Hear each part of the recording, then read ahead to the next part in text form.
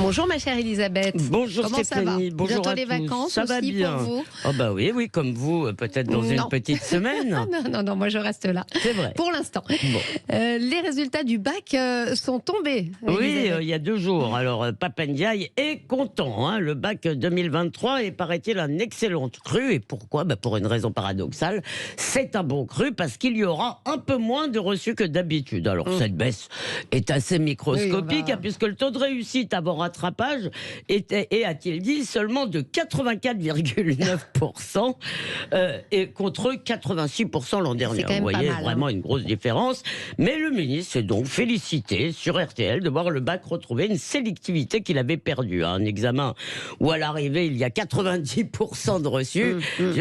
Le ministre trouve ça sélectif. Pour des élections par exemple, ce serait drôle. Et son niveau d'exigence à lui en revanche est en chute libre. Alors je rappelle par exemple qu'à l'X, Polytechnique, le taux de reçus au concours c'est 8%. Et à Normal Là, vous Sup, comparez ce qui n'est pas comparable. et à Vous êtes un peu de mauvaise foi. Ah non, on parle de sélectivité. C'est ça la sélectivité. À Normal Sup, c'est moins de 5%. Donc ça, c'est sélectif.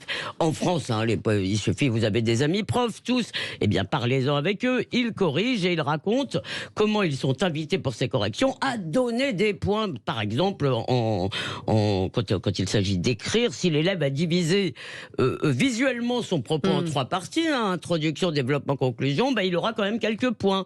Et puis surtout, il ne faut pas en enlever pour des raisons aussi futiles que l'orthographe. Vous avez tous vu d'accablantes copies du bac. Bref, Pap Ndiaye peut dire ce qu'il veut. Pour rater son bac aujourd'hui, je suis désolé pour ceux à qui ça sera arrivé. Il faut un peu le vouloir. Et pourtant, tout le monde est content. Les candidats, les parents et donc le ministre. Oui, parce que vous voyez, avec tout le discours sur ces émeutes qui n'ont aucune dimension identitaire, où l'immigration est une chance pour la France, eh bien l'école, c'est l'autre front du déni français.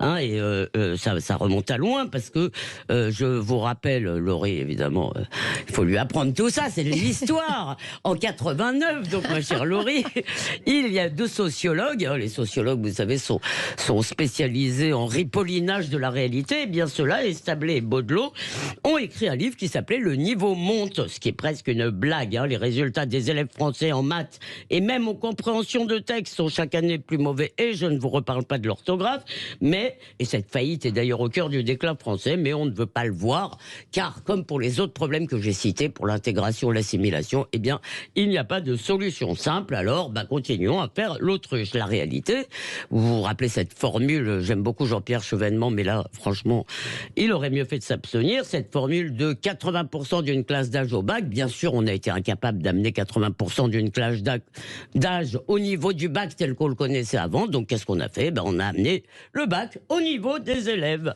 Et ce bac est d'ailleurs si inutile que maintenant l'orientation est décidée avant les résultats. Demandez d'ailleurs aux profs de fac non sélectives, les facs de lettres, souvent qui accueillent les élèves bacheliers en première année, ils ont souvent de grandes surprises. Et c'est une constante de l'éducation nationale et de la société française qui est à l'origine de ce désastre, c'est le refus de la sélection qui est pourtant le seul instrument méritocratique. Le concours, ça a remplacé, les examens, ça a remplacé la cooptation sociale, ça a remplacé la famille. Voilà pourquoi la sélection, c'est très bien. Et ce mot, bien sûr, fait bondir la gauche parce que, avec son égalitarisme qui n'est pas du tout l'égalité, ça ne lui plaît pas du tout. Alors en loose 2, d'ailleurs, ce qui est un autre scandale, on instaure avec Parcoursup une discrimination positive sans le dire, parce que l'accès à la fac, aux études supérieures, n'est plus seulement déterminé par votre mérite. Tout ça, c'est pas bien, c'est ça le mérite, c'est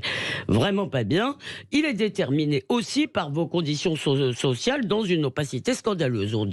On favorise les élèves issus de milieux défavorisés. On donne pas quand même, on donne pas. On favorise, j'ai dit pardon, je me suis repris, j'ai dit on favorise. Je parlais pas du bac là, je parlais de Parcoursup. Et ça, on ne le sait pas, on ne connaît pas l'algorithme, bien sûr. Et tout ça donne à tout le monde un diplôme qui ne sert à rien, je le répète. Guillaume Bigot me disait, ah oui, le bac, c'est les assignats. Et moi, je dirais qu'on peut parler aujourd'hui d'un bac Potemkin. Bon, on félicite quand même les jeunes bacheliers, vous leur avez pourri leur morale. Là. J'espère qu'ils ne vous ont pas écouté ce matin. Non, ils sont en train de faire la fête. Voilà. Merci beaucoup, Elisabeth Lévy.